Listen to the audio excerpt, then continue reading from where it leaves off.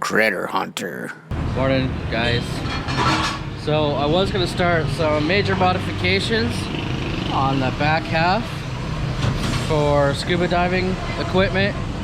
Like I said, changing out the floor, removing the carpet, waterproofing everything, at least on half, and then that's for tanks. Anyways, I gotta put that on hold because yesterday I went to test out the car and to see if it would overheat, and it did. Basically, it was fine. If you wanna test out a car, the overheating issues, it's not the highway and high speeds that you would think that does it. It's the traffic and sitting, not moving. That's when it finally overheated. So after a few hours of driving hard, and it was fine, we went and we were sitting in traffic in Dumaguete with the AC full blast, and then I dropped Judea off at a store and I was waiting for her, and it finally overheated. So now I'm at the shop because I'm not a mechanic, and it's a friend's shop. Hello. And we're gonna do some checks. We already flushed the system, or we flushed the radiator. We didn't flush the whole system yet, and it was black. Yeah, or it was like rust color. And check this overflow out.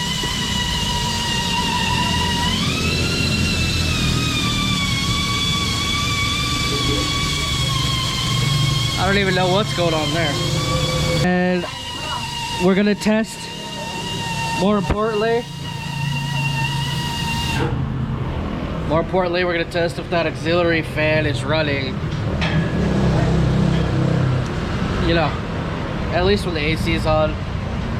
I think it's supposed to turn on when it hits like 170 degrees. I don't know what temperature, but according to my gauge in the dash, the thermometer or the temperature gauge, it doesn't even work. So the gauge is on the bottom of the radiator, obviously.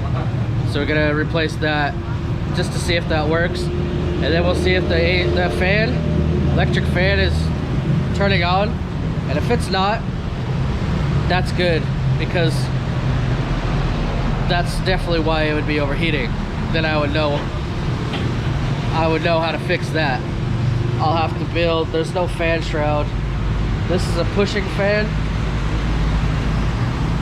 We got the belt driven fan, that's a puller.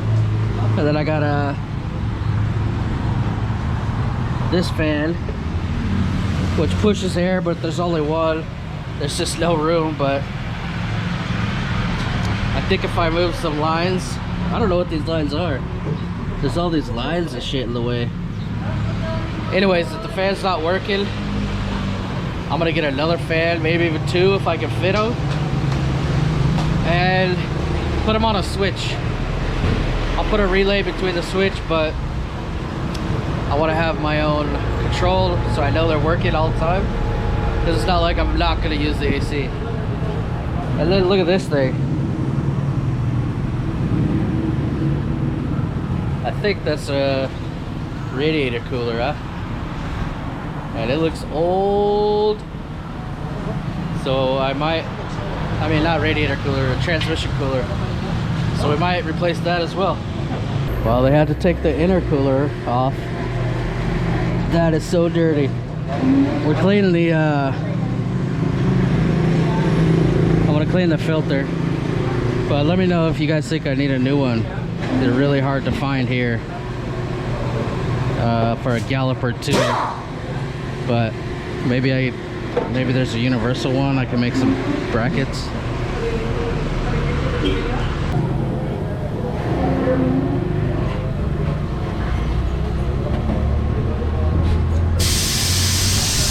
So it's got rust everywhere.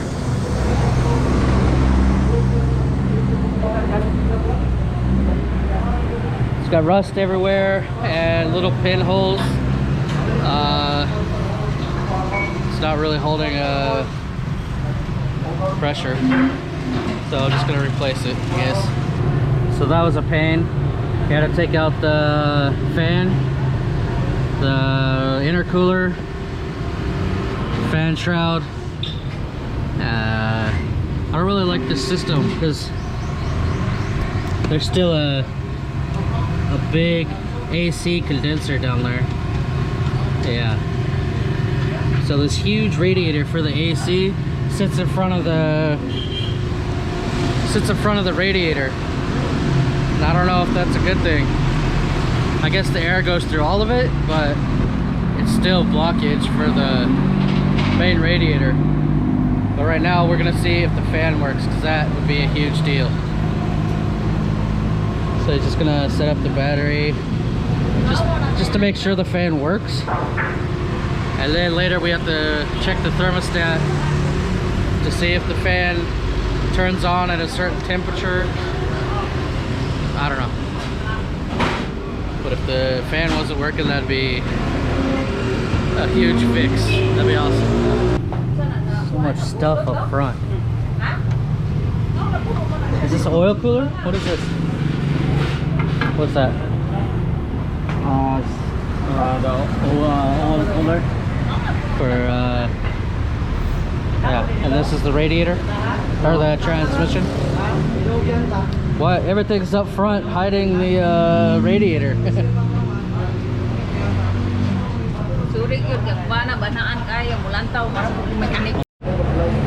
Well, that's one thing sorted.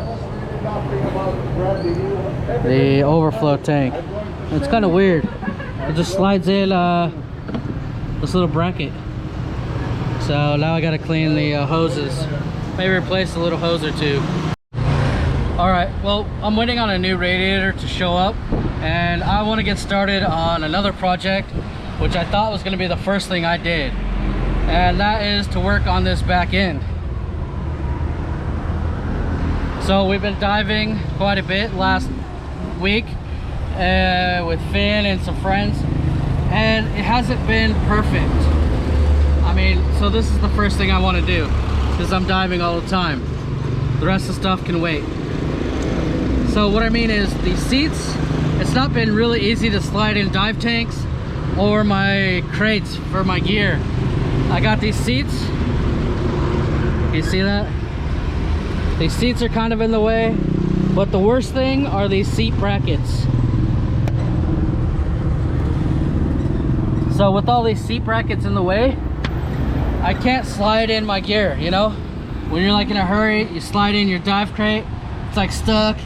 So you gotta put it on top of there, and yeah, it's just a pain in the ass. So I'm gonna get to work on that. I'm gonna tear up the carpet first, then I'll take out the seats, and I want to see what the floor, I'm really nervous about the floor. I really hope it's not rusted out. And then once I have that, I'm gonna see if I can unbolt these stupid little brackets on the floor, because if not, I'm gonna have to grind them off. But since I'm here at a shop, maybe we can get that done pretty easy. So let me get to work ripping up this carpet. Look at that. I'm a little nervous about the rust. I really don't want to replace the floor. A really nice carpet, and it looks like the only spot holding it down is right here. Everything else will come up. So I just gotta unscrew this thing.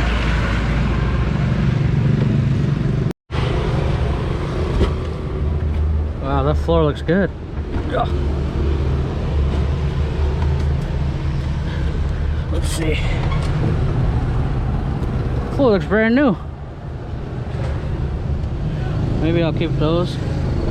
But these seat brackets, yeah, they're like welded in. Shitty.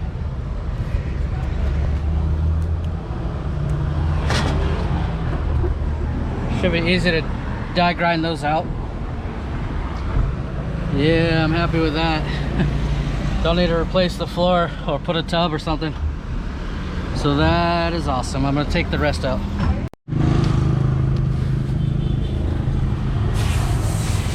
That's disturbing how easy that was.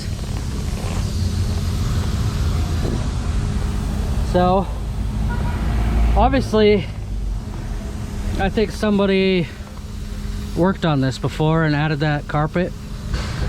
I don't think it would be that good a condition. I think I'm gonna leave these tabs. They seem to sit flush with the body or the bottom, but these ones gotta go. They're just in the way. But I'm debating if I want to take the carpet off the wheel wells, because I think they're gonna be covered anyway, and they're not gonna be, I don't know, I'm gonna have to see. I think they're gonna be covered, and the tanks are just gonna go right there on half, and the rest of this is gonna be a shelf. So I guess I'm just gonna take these seats off now. Looks like just 4 bolts here, and I'll have these seats out. Then we'll have a bare area where I can spray the floor with some rubberizer or bed liner or whatever, make it waterproof. I'll grind out any rust if I see it, but I don't see any. And I'll grind off those tabs. But I'm gonna do that. You guys don't need to watch that. This isn't a mechanic channel. I'm gonna do that real quick so I can go diving. I'll have somewhere for my tanks. Not worry about moldy carpet. But it'd be great having these seats, carpet, tabs, everything out of the way. And then I gotta go get some cardboard and make some forms, you know, build my shelves out of cardboard first to see what they look like, make them perfect, and then I can start building them. So that's it. Maybe, I don't know if we're even gonna finish the radiator today, so I think I'm gonna go diving with somebody else. Somebody else's car. But I'm gonna finish this and then we'll go dive. Well, I thought we were done with tricycles, but now we're in a tricycle again to go home. So the radiator is gonna take, you know, it's not gonna be here until tomorrow, so it's not like we can drive without a radiator. So we're gonna come back tomorrow. We're getting a ride home. But I'm kind of happy with what we did today, because we found a lot of really tiny, easy to fix, cheap problems. But as small as they are, they're huge. They can be huge problems, definitely overheat. So I don't think I told you all of them. So besides the radiator, which we're replacing, we're gonna flush the whole system. And I showed you that we already cleaned the overflow tank. So, but the other major problem was the thermostat wire was not even hooked up, it was cut. So I can't monitor on the dash. The gauge doesn't work. And the other big problem was the fan wasn't hooked up either. The fan was, the wires were completely messed up. We pulled the wire and the plastic, or the rubber casing apart, and it was dust. It was like white dust. Disgusting. So we got new wires and the fan works. And I'm gonna make sure it's on a relay so it turns on when the car turns on. All the time it's on. And then now we're flushing the radiator. The radiator, intercooler, the air filter, the oil cooler, and the transmission cooler.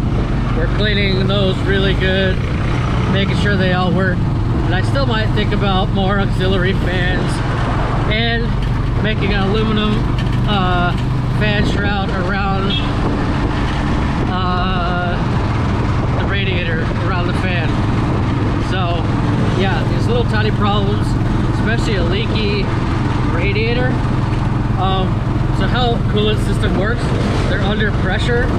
So pressurized, I mean, I'm not a mechanic and I haven't studied this, but as far as common knowledge goes, I think pressurized liquid boils at a much higher temperature. So it doesn't boil if it's under 15 psi or whatever, as easy. So if you get a little leak or your radiator cap is loose, it's no longer pressurized. It'll boil at the regular boiling point of water, which is really low. I don't know how high that is, but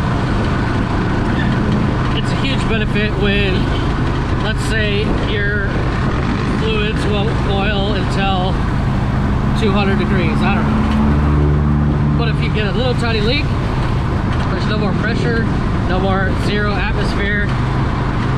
It's probably 30 or 40 degrees cooler when it boils. It'll boil a lot sooner. So that's a huge problem, easy fix.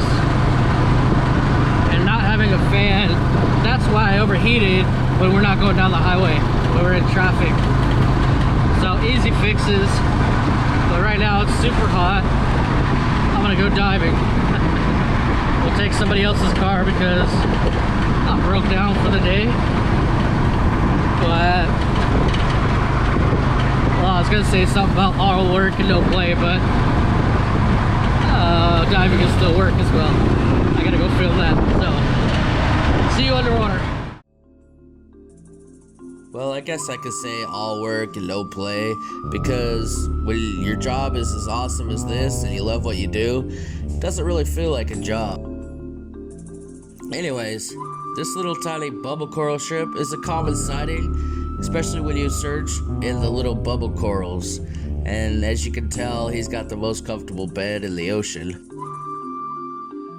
So why am I showing you guys my car build right before a dive? Well, it's pretty related. The car is my critter getter, and I'm gonna build it into the ultimate scuba diving machine. That thing is gonna be a road trip monster. We're gonna do a road trip around Philippines only for scuba exploration. Because I've been in Darwin a long time, and on almost every dive I see something new.